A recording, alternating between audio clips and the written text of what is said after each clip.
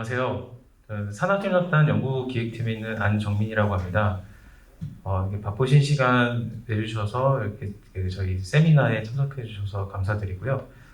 이 K-콜로키움 세미나는 저희가 2020년부터 진행을 해오고 있는데, 저희 학교 이제 재직하시는 교수님들의 이제 그 4차 산업혁명 선도 분야의 이제 핵심 기술을 보유하고 계신 교수님들 연구 성과를 이제 교내외에 공유하고, 또 이제 산업협력 네트워크 구축을 위해서 이렇게 매년 저희가 자리를 마련하고 있습니다.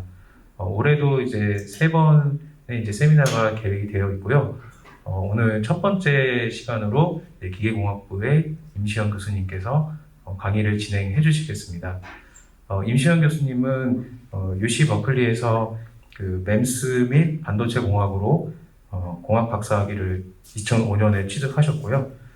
그리고 이제 2006년에 버클리 나노사이언스 나노엔지니어링 연구소에서 박사후 과정을 지내셨습니다. 그리고 이제 2007년 국민대학교 기계공학부 교수로 임명되셔서 현재까지 재직하고 계십니다. 오늘 임시현 교수님께서 이제 강의해 주실 주제는 환경 및 건강 모니터링용 초소형 가스 분석 플랫폼입니다. 네, 임시현 교수님 모시겠습니다. 큰 박수 부탁드리겠습니다.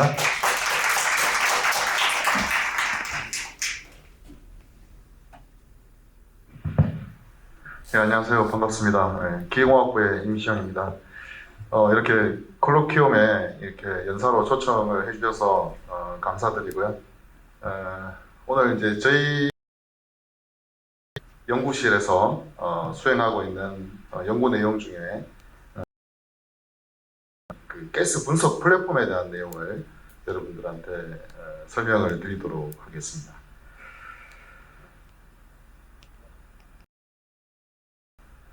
저희가 이제 그 실험실 이름이 나노메카트로닉스 실험실인데요. 저희가 뭘 추구하고 있는지, 어떤 일을 하는지 개괄적으로 간단하게 이렇게 설명을 드리면, 최근에 많은 그 공학 또 기계공학 포함해서 공학하시는 연구자들께서 여기 보면 CNT라든지 DNA 등 아주 작은 그 나노 스케일에서의 연구, 그 다음에 좀 더 이제 크긴 하지만 표면 측정을 위한 전자현미경에 들어가는 TV라든지 마이크로 모터 이런 것 같은 마이크로 스케일에서의 연구들도 많이 하고 계시고요. 이 두 개의 영역 아주 지극히 작은 영역에 속하고요. 오른쪽에 보시면 뭐 작게는 휴대폰부터 자동차, 태양광 패널, 로봇, 플랜트, 초고층 빌딩, 이쪽은 아주 큰 영역이 되겠습니다. 그래서 아주 작은 영역과 아주 큰 영역. 그래서 최근에 많은 연구자들이 이런 아주 작은 영역에서의 어떤 여러 가지 공학적인 기술이라든지 발견들을 이 되게 큰 영역에다가 이제 적용하려고 하는 많은 노력을 하고 있습니다. 그래서 이런 것들을 이제 아주 작고 아주 큰 거를 이제 좀 아우르는 걸 이제 멀티 스케일이라고 이야기를 하고 있고요. 이런 작은 세상에 있는 기술들을 아주 큰 세상에 적용을 이렇게 할 때는 이게 저도 이제 기계공학을 하지만 기계공학뿐 아니라 여러 학문 분야의 연구자들과 이렇게 협력이 좀 많이 필요한 부분입니다. 그래서 기계뿐 아니라 재료, 화학, 물리, 전자 다양한 분야에 전공하는 사람들과의 연구 협력이 좀 필요한 다학제적인 어떤 분야라고 할 수가 있겠습니다. 그래서 저희 연구실에서는 주로 크게 이제 두 가지 부분을 하고 있습니다. 하나는 센서에 관련된 건데요. 여기 MEMS라는 용어를 여러분들 잘 모르실 수 있는데 마이크로 전자기계 시스템이라는 거에 이제 약자가 되는데요. 주로 MEMS 기술과 관련된 센서, 그 다음에 그 센서들을 인티그레이션 하는 시스템을 만드는 일들을 하고 있고요. 또 다른 하나는 어떤 표면에 기능성을 부여하는 환경이라든지 에너지, 안전 이런 목적으로 표면에 기능성을 부여하는 그런 연구들을 하고 있습니다. 오늘 제가 이제 소개시켜드릴 내용은 첫 번째 센서와 관련된 내용인데요. 초소형 가스 분석 플랫폼이 되겠습니다. 그래서 이런 것들을 이제 개발하고 있는 저희 연구의 배경, 그 다음에 가스 분석과 관련된 여러 가지 이슈들, 그다음에 이런 것들을 만드는 거, 그 다음에 통합하는 거, 성능을 이제 살펴보는 그 순으로 말씀을 드리도록 하겠습니다.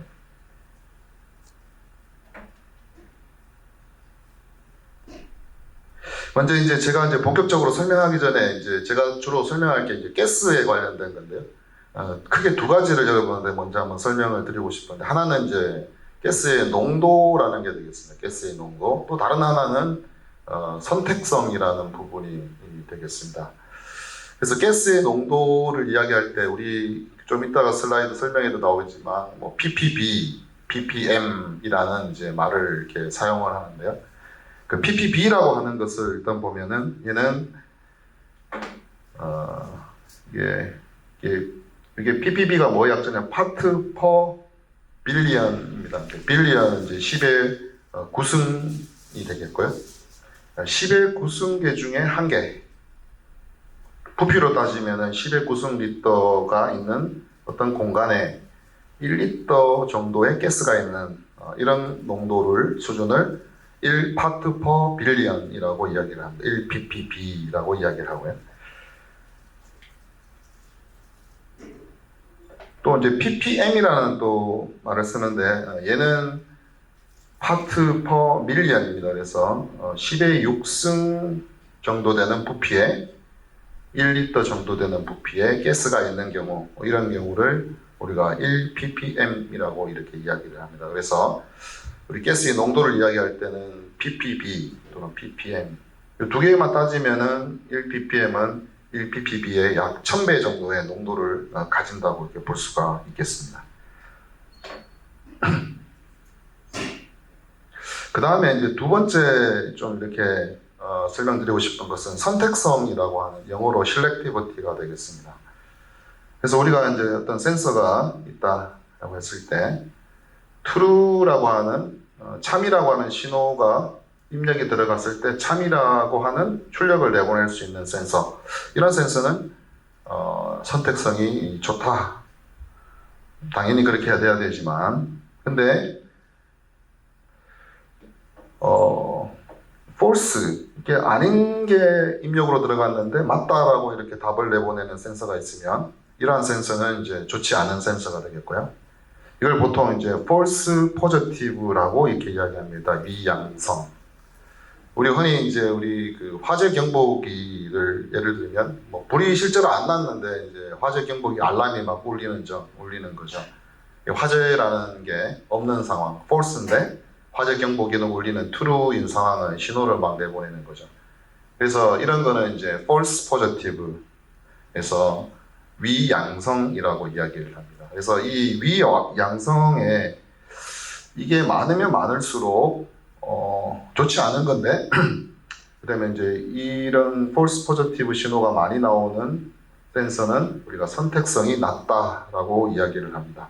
그래서 선택성이 좋은 것은 false positive 신호가 거의 안 나와야 되는 상황이 되겠고요.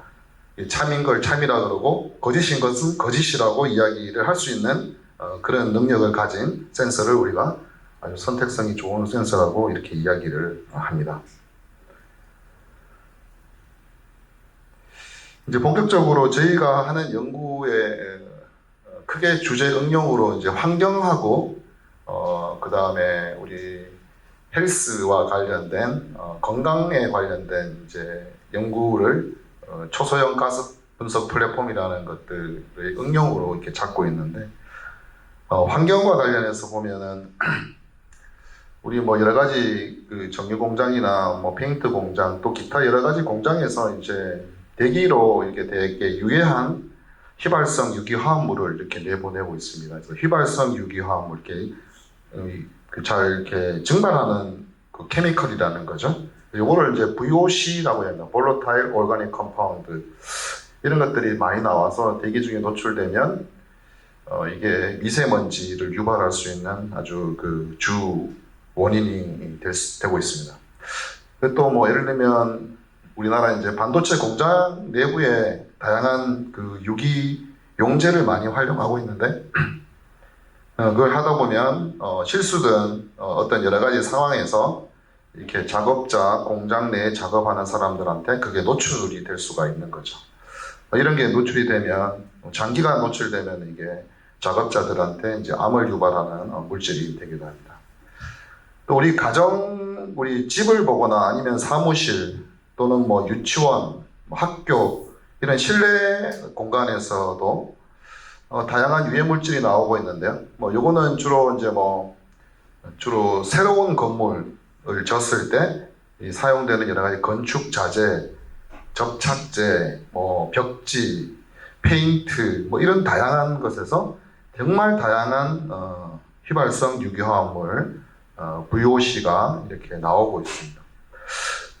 뭐 이렇게 나오는 게 뭐 아주 짧은 시간에 노출이 되고 하면은 큰 문제가 없을 수 있지만 장기적으로 우리 보통 실내 공간은 되게 오랫동안 이렇게 생활을 하기 때문에 장기 노출 가능성이 되게 많습니다. 그렇게 되면 특히 그 어린애들 같은 경우 아토피 피부염이라든지 또 이게 뭐 또 다른 어떤 질병을 유발할 수 있는 가능성이 상당히 많이 있습니다. 그래서 이제 우리 세계보건기구에서 실내에서의 공기는 얼마 정도의 이러한 다양한 유해물질 얼마 정도의 농도까지만 허용이 될 수 있다라고 이렇게 가이드라인을 제시를 하고 있는데 주로 이제 그 위험한 휘발성 유기화합물 대표적인 것들이 이제 몇 가지 제시되어 있는데요. 포르말데히드, 톨루엔, 자일렌, 에틸벤젠, 스티렌 이렇게 이거 외에도 다양히 있지만 대표적인 한 5가지들을 제시를 하고 있고요. 이게 아까 좀 전에 말씀드렸지만 농도 수준이라는 게 50파트 퍼 빌리언, 그죠? 1빌리언의 볼륨 중에 한 50리터 정도 수준의 아주 낮은 농도부터 한 880 ppb, 요거는 1 ppm이 조금 덜 되는 농도인데요. 여기까지 아주 낮은 농도에 장기 노출되면은 위험하니까 이렇게 제한을 하고 있습니다. 그래서 뭐 여러 가지 산업 시설물이라든지 실내 공간, 사무실 이런 것들에 실제적으로 뭐 벤젠이나 톨루엔 정상적인 상황에서 측정을 해보면 농도 수준이 뭐 작게는 수십 ppb부터 많게는 1 ppm 정도까지 이렇게 나타나고 있는 것으로 측정이 되고 있습니다. 뭐 가정에서도 마찬가지고요. 그래서 우리나라 기준치를 보면은 포르말데히드 같은 경우에는 한 80 ppb 정도의 농도를 기준치로 잡고요. 이거 이상의 장기 노출이 되면은 5년간 만약에 노출됐다고 하면 뭐 10,000명 중에 한 10몇 명 정도가 암에 걸린다라고 이렇게 보고가 되고 있습니다. 그래서 환경적으로 우리가 휘발성 유기화합물을 잘 모니터링하는 게 되게 중요하겠다라는 것을 알 수가 있고요. 그 다음에 우리가 건강 쪽 관련해서 말씀을 드리면 우리가 내쉬는 이제 호흡할 때 나오는 그 가스를 보면 그 중에 대부분은 질소가 한 75% 정도 되고요. 이 중에 그 휘발성 유기화합물이 한 1% 정도가 아주 작은 양으로 나옵니다. 근데 이게 호흡에서 나오는 가스가 뭐 물론 구취, 입냄새일 수도 있지만 그게 질병하고 되게 밀접한 가스 성분들이 검출이 된다는 거예요. 근데 그 중에 대표적인 걸 보면은 여러분 잘 아시는 천식과 관련된 그 물질 중에 에탄이라고 하는 것들이 많이 나옵니다. 그리고 당뇨라든지 뭐 폐질환, 그다음 박테리아 감염에서 나타나는 이러한 가스들이 있는데요. 이 도표를 보면은 각 그 케미컬들이 건강한 사람하고 건강하지 않은 사람에서 얼마만큼의 농도 차이를 보이나를 보면은 건강한 사람하고 건강한 사람이 녹색, 건강하지 않은 사람이 이렇게 검은색으로 표시되면 한 10 ppb, 작게는 한 10 ppb에서 한 수백 ppb 정도까지의 농도 차이를 보이고 있습니다. 그래서 우리가 여러 가지 그 가스 성분이 있는데 이런 것들 중에서 특정한 것을 농도를 잘 맞춰내면 이 사람이 건강의 상태가 지금 괜찮은지 아니면 무슨 어떤 질환이 있는지를 알아낼 수가 있게 되겠죠. 그리고 또 하나는 이제 우리 소변에서 나오는 소변에서의 그 냄새를 보면 특히 우리 남성 같은 경우는 그 전립선 또는 방광에 관련된 암, 염 이렇게 많이 나오는데요.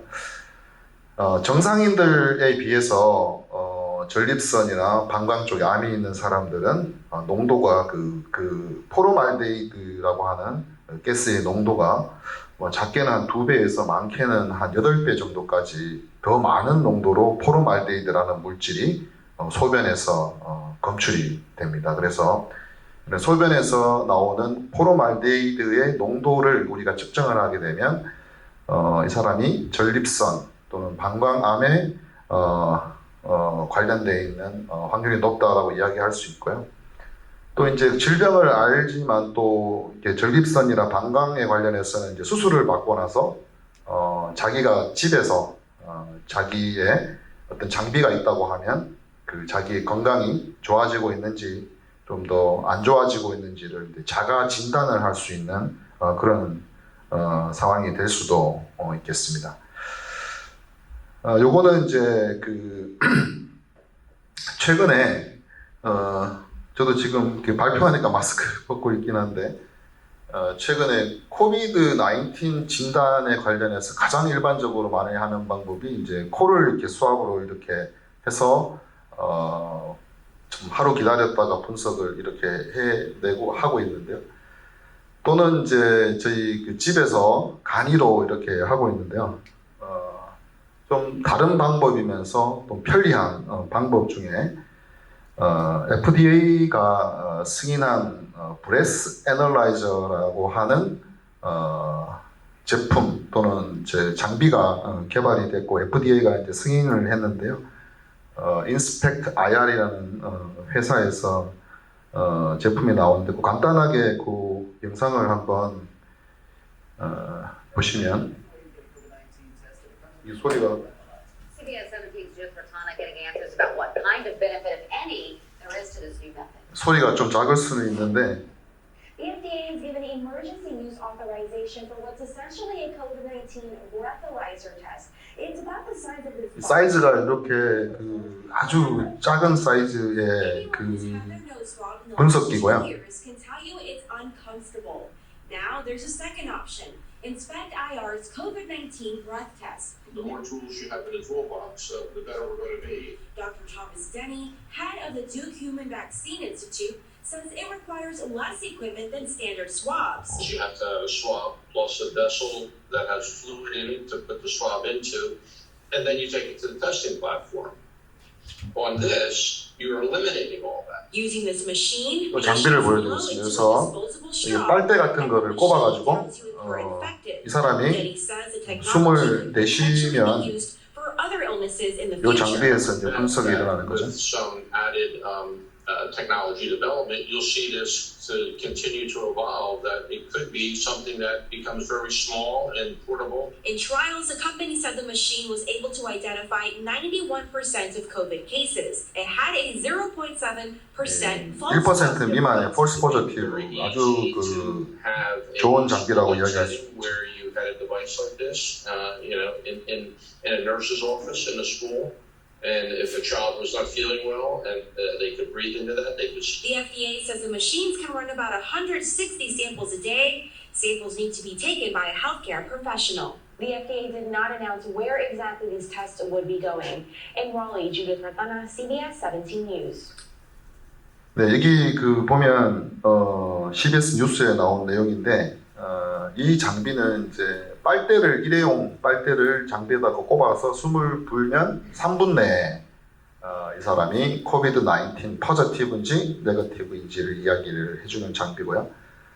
지금 이 장비도 아까 이제 멘트에 있었지만은 우리 코비드-19뿐 아니라 다른 질병, 호흡으로서 판단할 수 있는 다른 질병, 예를 들면은 폐암이라든지 다른 또 코비드-19 이외의 또 바이러스가 또 출현을 했을 때 나타나는 어떤 상황에서도 어떤 확장 적용이 될 수 있는 그런 가능성을 가지고 있고요. 지금 여전히 이제 박스 크기가 좀 그래도 뭐 크다고 볼 수도 있고 작다고 볼 수도 있지만 이걸 더 조그맣게 만들려고 하는 시도들이 계속될 거고요. 이게 아까도 나왔지만 여러 장소에서 활용이 될 수 있는 여지를 많이 가지고 있습니다. 그래서 FDA가 승인을 했다라는 거가 또 의미가 있고 이런 코비드-19을 브레스로 이렇게 판단할 수 있다라고 하는 부분이 좀 획기적인 기술이라고 할 수가 있겠습니다. 자, 그래서 이제 저희가 이제 계속 환경이나 이제 우리가 그 헬스 관련된 그런 가스 성분을 이제 우리가 모니터링하고 측정을 해야 되는데 현재 그 많이 이제 개발이 되고 있는 그게 이제 반도체식 가스 센서가 됩니다. 그래서 반도체식 가스 센서, 물론 이거 이외에 다른 타입의 가스 센서들도 많지만 이게 대표적인 건데요. 많은 연구자들이 가스 센서 개발을 하고 있습니다. 저도 예전에 많이 해왔고 지금도 하지만 이런 일반적인 그 반도체식 가스 센서 같은 경우는 여기 이 Y축이 이게 농도가 되는데요. 농도는 우리가 감도라고 해서 이 농도가 1%부터 해서 쭉 올라가면서 이게 CPPB, 농도가 낮아질수록 이제 감도는 이렇게 좋은 겁니다. 그래서 감지할 수 있는 최소의 한계가 더 작아지는 거니까 이쪽으로 올라갈수록 이 값은 줄어들지만 센서티비티가 올라갑니다. 그래서 이러한 가스 센서 같은 경우에는 센서티비티를 획기적으로 늘릴 수가 있습니다. 아주 작은 농도, 심지어는 1ppb 정도 수준까지도 할 수 있는데 문제는 뭐냐면은 여기 커브에서 보여주는 것처럼 이게 그 감지할 수 있는 그 감도 수준을 높이 가면 펄스 포지티브 신호가 급격하게 증가를 하게 됩니다. 그 말은 이 펄스 포지티브 레이시라는 게 증가하게 되면 거꾸로 말하면 실렉티비티가 거의 0에 가까워지는 수준까지 갈 수 있다는 이야기가 됩니다. 그래서 이러한 기술들은 좀 한계가 있다. 물론 여기도 다양한 방법을 구사하는 연구들이 있긴 하지만 그러면 어떻게 하면 우리가 아까 그 건강이나 환경 모니터링을 해서 농도가 되게 낮고 또 여러 가지 종류의 가스들이 섞여 있는데 얘를 내가 잘 알아내게 하려면 이게 감도도 좋아야 되고 또 선택성이라는 것도 되게 좋아야 되겠다라는 거를 이제 필요한데 그게 이제 우리 골드 스탠다드로 가스 크로마토그래피 시스템이라는 게 있습니다. 그래서 이 시스템은 다양한 형태로 있을 수 있는데요. GCMS, GCFID, GCPID 이런 용어를 가지고 이러한 장비들이 개발됐습니다. 대표적으로 여기 이제 GCMS, 가스 크로마토그래피 매스 스펙트라미터라는 장비입니다. 자, 이러한 크로마토그래피를 쓰는 기술은 아주 그 감도를 되게 좋게 하면서 여기 보면 폴스 포지티브 레이트도 되게 낮게 선택성을 아주 좋게 이렇게 가져갈 수 있는 아주 좋은 장비의 그 상업적인 예고요. 그래서 뭐 되게 이러한 그 상용 장비는 여러 종류의 그 믹스처 가스를 잘 분리를 해내고 또 감지도 한 수십 ppb 정도 수준까지 가능하고 선택성도 아주 좋아서 폴스 포지티브 레이시 한 1% 미만 정도까지 나올 수 있는 가능성을 충분히 가지고 있고요. 좀 전에 보여드렸던 브레스 애널라이저 같은 경우도 폴스 포지티브가 한 1% 미만으로 나오는 다고 이렇게 임상적으로 증명이 된 것 같은데요. 그래서 얘가 이제 아주 좋은 기술이다. 그런데 이제 얘가 이제 실제 그 실험실에 또는 뭐 병원에 이런 가스 분석을 하는 장비를 갖추고 있는데요. GCMS, 가스 크로마토그래피, 매스 스펙트라미터 장비를 갖추고 있는데 이게 또 가스 분석을 하려면 이거 서멀 디솔버라는 게 필요합니다. 그래서 가스를 농축을 시켰다가 분석 장비로 그 탈착시켜 줄 수 있는 장비가 필요한데 이런 장비가 필요하고요. 여기 보면 또 이게 가스 실린더가 이렇게 엄청 큰 것들이 이제 옆에 붙어 있어야 됩니다. 그래서 상당히 이게 큽니다. 모니터 사이즈를 비교해 보시면 얼마 정도 큰다는 것을 알 수가 있겠죠. 어쨌거나 가스 분석을 하려면 서멀 디솔브라는 거 가스를 농축시켰다가 탈착시키면서 가스 크로마토그래피라는 장비, 그 다음에 최종단의 그 감지 부위에 해당되는 매스 스펙트라미터로 가스를 흘려보내주는 이런 전체 시스템. 그 다음에 여기서 신호가 이 모니터상에 이렇게 스펙트럼이라고 하는데 이렇게 그래프 형태로 나오게 됩니다. 어쨌거나 되게 좋은 장비다. 근데 너무 크고 이걸 운영하려고 그러면 너무 운영하기가 어려운 부분이 있다라는 것을 이제 그림으로 이제 볼 수가 있고요. 요 장비에 대해서 간단하게 이제 그 원리를 설명을 하면 우리가 아까 환경이든지 우리가 호흡에서 나온 가스든지 소변에서의 가스든지 이 농도가 되게 낮습니다. 낮고 거기에는 여러 종류의 가스 휘발성 유기화합물 VOC가 섞여 있습니다. 섞여 있는데 이런 거를 이제 내가 최종적으로 얘가 얼마의 농도를 가진 어떤 종류의 화학 물질이다, 가스다라는 것을 내가 알아내려면 첫 번째 단계가 뭐냐면 아주 낮은 농도의 가스를 고농도로 농축시켜주는 게 필요합니다. 그래서 얘를 이제 우리가 프리컨센트레이터라고 이야기를 합니다. 컨센트레이터라는 게 이제 모은다는 거죠. 여러분들이 어디 저기 냄새를 우리가 사람의 코가 냄새를 잘 맡으려면은 개도 마찬가지 막 킁킁 하면서 이제 여러 번 이렇게 빨아들이죠. 여러 번 빨아들입니다. 그거는 이제 우리 코에 있는 후각신경세포에다가 그 냄새와 관련된 물질을 잘 붙여주는 거예요. 여러 번 흡착을 해서. 그래서 그런 거하고 비슷한 원리가 되겠고요. 그 다음에 이제 얘가 요 흡착된 물질을 이제 떨어뜨리는 탈착이라고 그러는데 열을 가하면 얘가 이제 여기에서 떨어져 나옵니다. 떨어져 나오는 게 여기 그림으로 표시되어 있는 것은 마치 우리 그 물이 흘러가는 도랑처럼 이렇게 우리가 보통 표현을 채널이라고 이야기하는 유로, 이게 이제 마이크로 사이즈로 마이크로 스케일의 사이즈로 이렇게 유로가 나와 있습니다. 그래서 유로를 따라서 통과를 하는데요. 이 유로 벽면에는 화학 물질이 코팅이 되어 있습니다. 그래서 이 그 가스 분자와 여기 유로에 있는 화학 물질과 되게 상호작용을 많이 하는 물질도 있고 가스도 있고 상호작용을 덜 하는 가스도 있을 거잖아요. 상호작용을 많이 하면 이게 출발해서 탈출하는데 걸리는 시간이 제일 늦게 나오는 거예요. 상호작용이 많으면. 상호작용을 하지 않으면 제일 먼저 나오는 거예요. 그래서 빨간색이 상호작용을 덜 해서 제일 빨리 탈출하는 거고요. 요 녹색이 상호작용을 많이 해서 제일 늦게 여기 채널을 탈출하는 거예요. 요거를 이제 우리가 가스 크로마토그래피 칼럼이라고 이야기하고요. 요거의 기능이 가스를 분리한다고 그래서 separation이라고 이야기를 합니다. 마지막 단에 이제 디텍터 단에서 이제 감지를 하게 되는데, 감지를 하면 시간 대비 신호가 정기적인 신호가 나오는데요. 여기 빨간색이 제일 빨리 나오니까 제일 빨리 뜨고 그 다음에 파란색, 녹색의 순서로 뜹니다. 그래서 최종적으로 저희가 획득하는 건 요건데, 요걸 보고 뭘 알 수 있느냐면은 여기 제일 빨리 나오는 피크, 얘는 A라는 가스다, 얘는 B라는 가스다, 녹색은 C라는 가스다 라고 우리가 탈출돼서 나오는 요 시간을 보면 무슨 가스인지를 알 수가 있습니다. 이거는 미리 실험적으로 데이터베이스를 쌓아두면 어떤 특정 가스는 어느 시간대에 나온다라는 것을 알고 있습니다. 알고 있으면 실제로 언노운 샘플을 해보니까 이 시간에 피크가 떠, 그러면 얘는 A라는 가스야 라고 이렇게 이야기할 수가 있고요. 그거 시간을 우리가 영어로 리텐션 타임이라고 이야기를 합니다. 그리고 이제 여기 보면 피크가 조금 다르죠. 그래서 피크의 면적이나 높이가 차이가 나는데, 이거는 그 특정한 가스의 농도가 얼마나 되느냐를 이야기해 줍니다.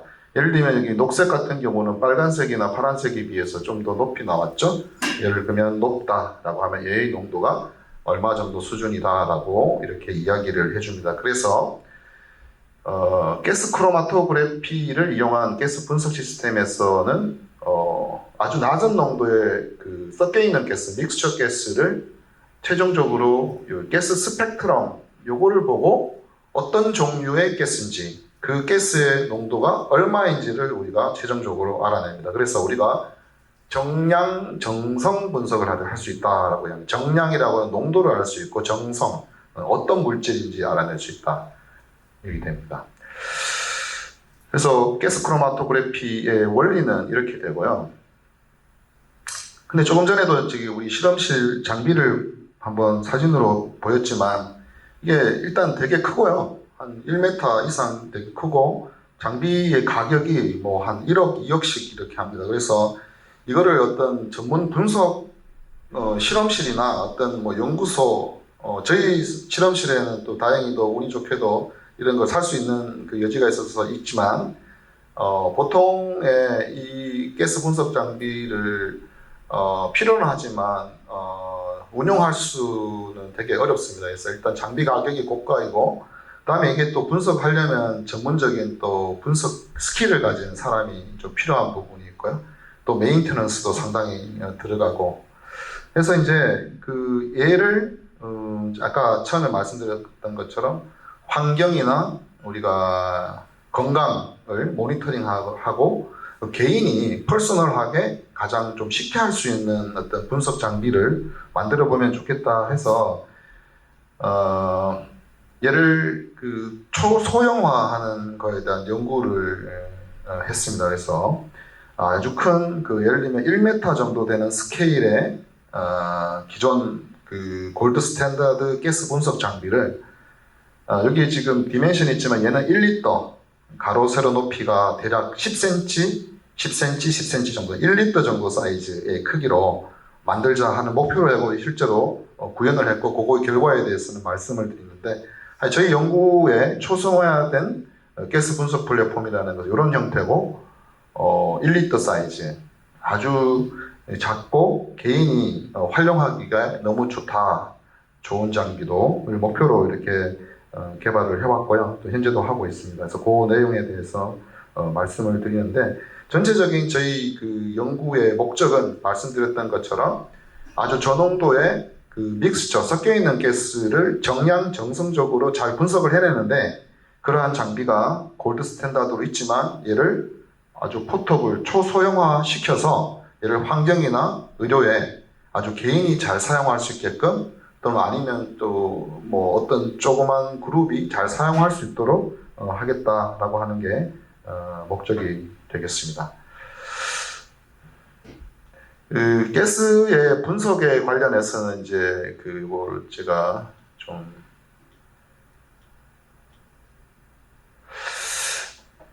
아까 조금 전에도 말씀드렸던 것처럼 이제 감도 또는 검출할 수 있는 한계가 되게 낮아야 된다. 그 다음에 가스를 잘 분리를 해내야 된다라는 게 있고요.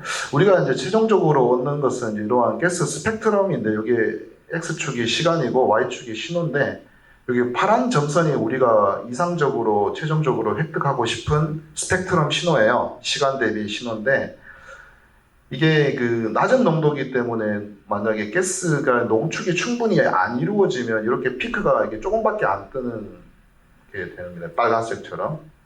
그 다음에 이제 그 가스가 여러 가지 종류의 가스인데 아까 크로마토그래피 칼럼이라는 거에서 가스가 분리가 잘 안 일어나면 이렇게 피크가 이렇게 빨간색이 뭉개지는 거죠. 원래 아이디얼하게는 파란색 점선으로 돼야 되는데 이렇게 두 개가 겹쳐지는 상황이 생기고요. 그 다음에 마지막에 디텍터 단에도 디텍터가 신호를 빨리 획득하고 빨리 회복되지 않으면 이렇게 전체적으로 신호가 이렇게 뭉개지게 됩니다. 그래서 가스 크로마토그래피를 소형화하게 할 때 세 가지에 대한 기술이 되게 중요하고요. 그래서 프리 컨센트레이션 아주 고농도로 가스를 농축을 시켜줄 수 있어야 되고 그 다음에 여러 종류의 가스들이 섞여 있는데 얘를 잘 분리를 시켜줘야 되고요. 그 다음에 빠른 응답과 회복 성능을 가진 디텍터, 센서가 있어야 되겠다. 이 세 가지 기술이 잘 되면 여기 파란색처럼 나오는 아주 좋은 가스 스펙트럼을 데이터를 획득할 수가 있고 그러면 이 데이터를 통해서 아까 말씀드렸던 리텐션 타임 어느 시간에 나오냐 그럼 어떤 물질을 특정할 수가 있겠고요. 이 피크 에어리어 또는 피크의 높이가 어떻게 되느냐에 따라서 그 특정 가스의 농도를 알아낼 수가 있게 되겠습니다. 자, 이게 이제 첫 번째 파트가 제가 조금 빨리 진행해야 될 것 같은데 프리 컨센트레이션이나 가스를 농축하는 건데요. 농축을 하기 위한 이제 여러 가지 이제 방법들이 제시되어 있는데 기존 방법들을 보면은 아주 농축할 수 있는 흡착 성능이 좋은 물질을 이렇게 빽빽하게 이렇게 채워 넣는 경우, 아니면 채널에다가 이렇게 벽면에다만 코팅한 경우, 두 가지가 다 장단점이 있고요. 이 소형화할 때 중요한 것은 이게 가스를 농축을 시켰을 때 이 펌프로 이렇게 흡입을 하는데 그 펌프 빨아들이는 힘이 너무 많이 소모되면 전력 소모가 너무 많아져요. 그래서 쉽게 빨아들일 수 있어야 되는데 그걸 이제 프레셔 드랍이 좀 낮아야 되는데요. 프레셔 드랍, 입구와 출구의 프레셔 드랍이 낮아야 되는데 그게 이런 경우는 되게 지나치게 높고요. 근데 이런 경우는 프레셔 드랍은 낮아서 좋은데 흡착할 수 있는 성능이 좀 떨어지는 부분이 있습니다. 그래서 저희는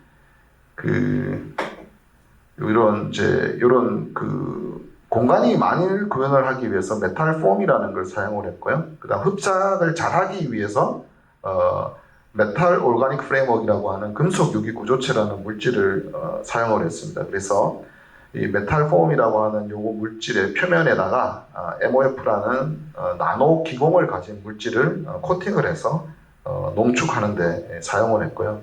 여러 가지 성능 테스트를 하면 기존 이러한 방법이라든지 상용으로 사용되는 흡착 물질에 비해서 압력 떨어짐 강화도 되게 낮고 다른 물질에 비해서 한 4배에서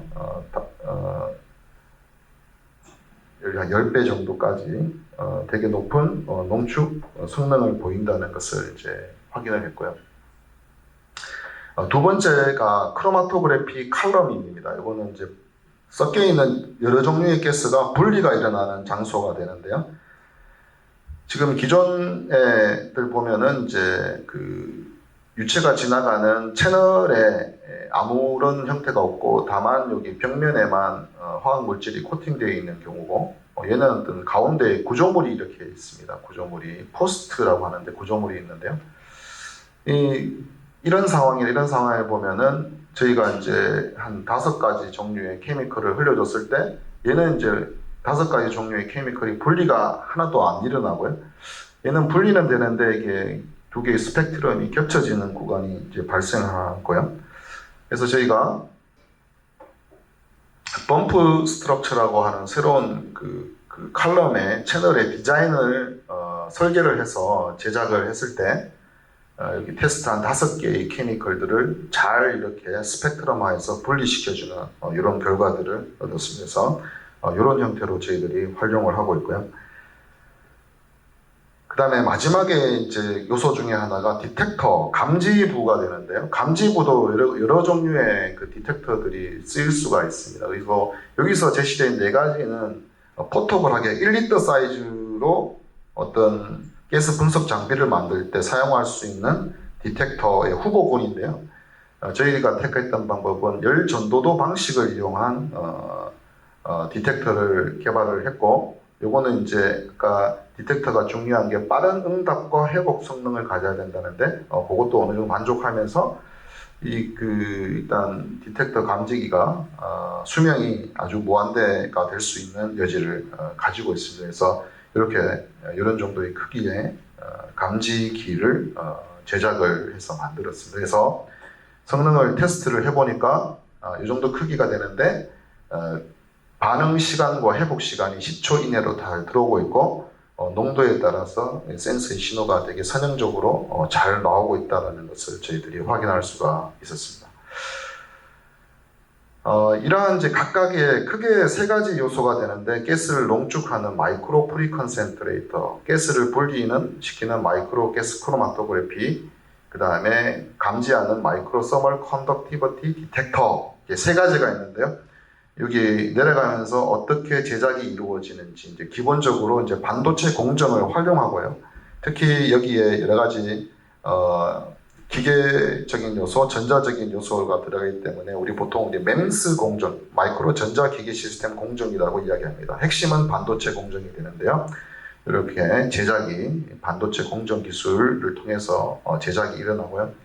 재미난 것은 여기 칩 하부에다가 이렇게 마이크로 히터도 넣고, 그 다음에 온도 센서 이런 것들도 다 인베딩이 되어 있습니다. 그래서 이러한 요소들을 만든 다음에 인티그레이션 하는 게 되겠습니다. 그래서 가스를 농축하는 장치, 마이크로 프리컨센트레이터, 그 다음에 분리하는 마이크로 가스 크로마토그래피, 감지하는 서멀 컨덕티비티 디텍터 칩들이 다 장착이 되고 여기에 각종 그 밸브와 펌프, 얘는 흡입용이죠. 이런 것들이 시스템화돼서 이렇게 제작이 됐습니다. 그래서 한 1리터 정도 사이즈의 크기로 여기에 신호들이 스펙트럼 신호가 화면에 나올 수 있도록 하는 크기로 제작이 됐고요. 그래서 이게 기존의 골드 스탠다드 GC-MS 시스템에 비해서 아주 크기도 작으면서 아주 적은 비용으로 제작될 수 있는 상황으로 구현이 됐습니다. 그래서 이제 분석하는 단계를 보면 일단은 낮은 농도의 가스를 흡착하는 단계에서는 이제 분석기로 분석이 최종적으로 안 가고 여기 계속 농축만 이루어지고요. 근데 내가 이제 분석을 해야 되겠다라고 하면은 농축된 가스를 히팅시켜 가지고 이렇게 칼럼과 디텍터, 센서부로 이렇게 흘려내보내줘서 이제 감지를 하게 됩니다.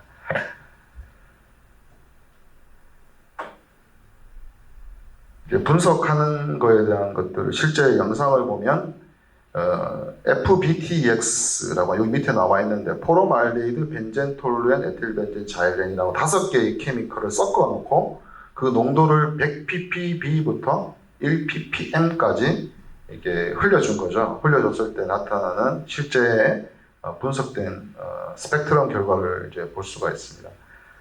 뭐 이렇게 농축기라든지 칼럼의 온도도 이렇게 제어가 되고 있고요. 요 세 가지를 보면 일정한 시간에 특정 케미컬이 뜨고 있고요. 이 농도가 높아질수록 피크의 크기도 피크 면적도 이렇게 변화하는 것을 볼 수가 있습니다. 한 요 5가지 케미컬에 대해서는 분석이 한 4에서 5분 내에 분석이 다 이루어집니다.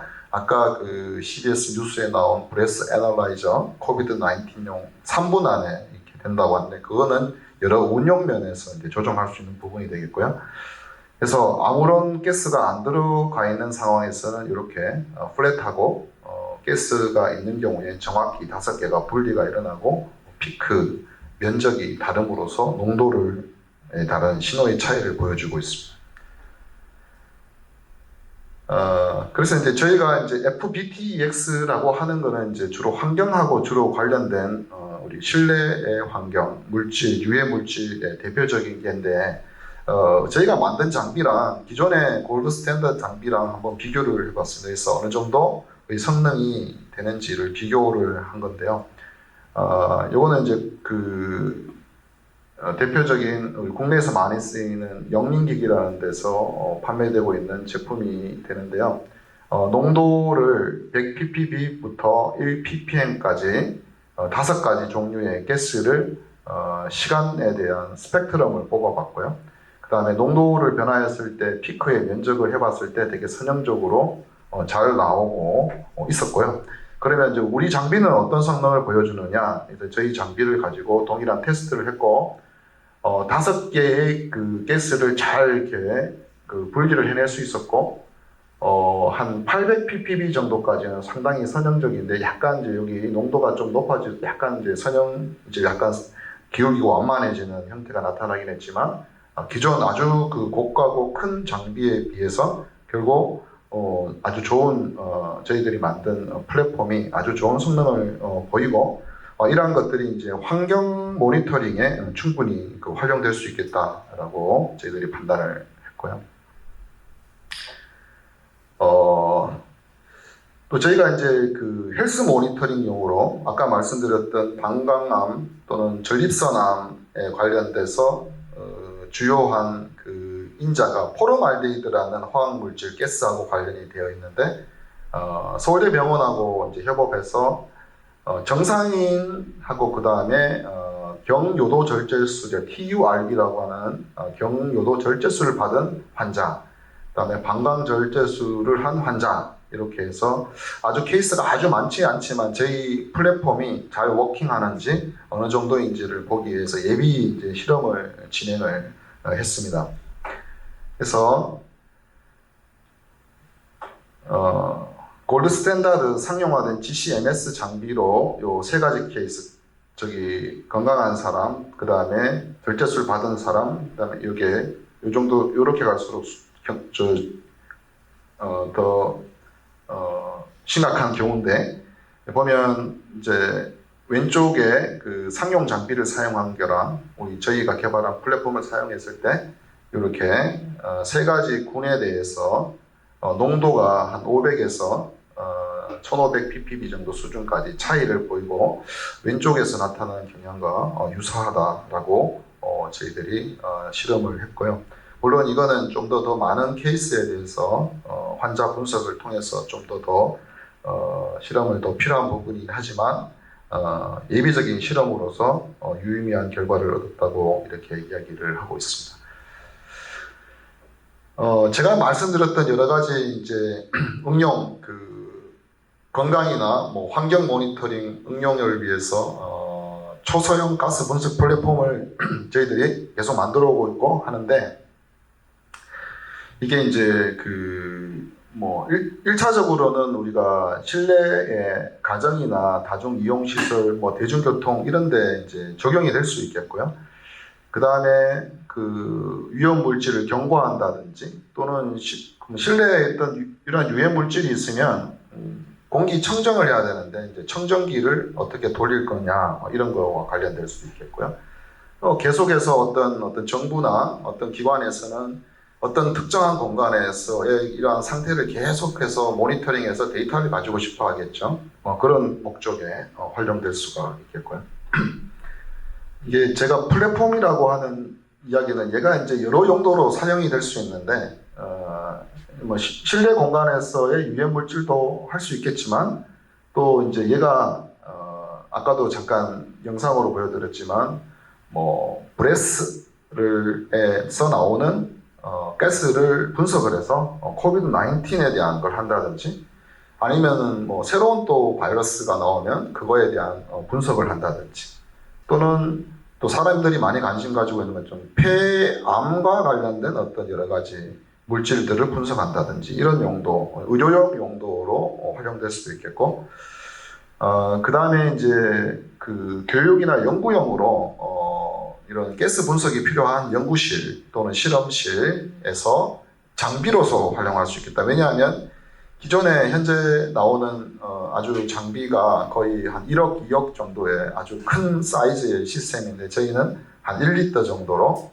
그 다음에 가격은 한 수백만 원 정도가 된다라고 하면 이런 학교나 연구소에 실험용 장비로도 또는 교육용으로도 상당히 좋은 장비가 될 수 있다고 보고 있고요. 기타 여러 가지 대기 오염을 측정한다든지 하는 어떤 아웃도어, 인도어가 아니라 아웃도어에서의 어떤 가스 분석, 모니터링 이런 것에도 지금 활용이 될 수 있을 거라고 예상을 하고 있고요. 그래서 저희는 플랫폼 기술로서 이게 되게 다양한 응용을 가질 수 있는 하나의 플랫폼 장비, 적용처는 다양하게 하겠다는 그런 계획을 가지고 있습니다. 제가 여기 관련돼서 이제 거의 한 10년 이상 계속 해오고 있고, 여러 학생들이 이렇게 협력해서 같이 이렇게 하고 있고요. 연구재단 산자부 행안부에서 과제 지원을 받아서 이렇게 연구를 수행하고 있고, 현재는 이제 연구재단의 중견 연구자 사업과 행정안전부의 재난감지 모니터링 기술개발 사업에 지원을 받아서 연구를 수행 중에 있습니다. 그래서 제가 여기까지 말씀을 드리고요. 항상 우리 나은 환경, 그 다음에 우리 사람의 건강을 위해서 도움이 되는 공학기술을 또는 관련된 제품을 만들고자 노력을 하고 있고요. 서두에 말씀드렸던 것처럼 이러한 연구 분야는 아주 작은 세계에 있는 것을 좀 큰 데다가 또 다른 여러 가지 폭넓은 세계에 응용을 하면서 다학제적인 연구가 필요한데요. 제가 이제 기계 전공이지만 제조하시는 분들, 그 다음에 소프트웨어, 요즘 인공지능에 관련된 부분, 이런 다양한 분야의 연구자와의 협력이 좀 필요할 수 있고요. 또 이러한 것이 실제로 이렇게 제품화돼서 적용이 되기 위해서는 산업계에서 이런 것들을 제품화할 의지가 많은 업계의 산업계 관계자들하고도 협력이 많이 필요할 것 같습니다. 자, 발표는 여기까지 마치도록 하겠습니다. 네, 감사합니다.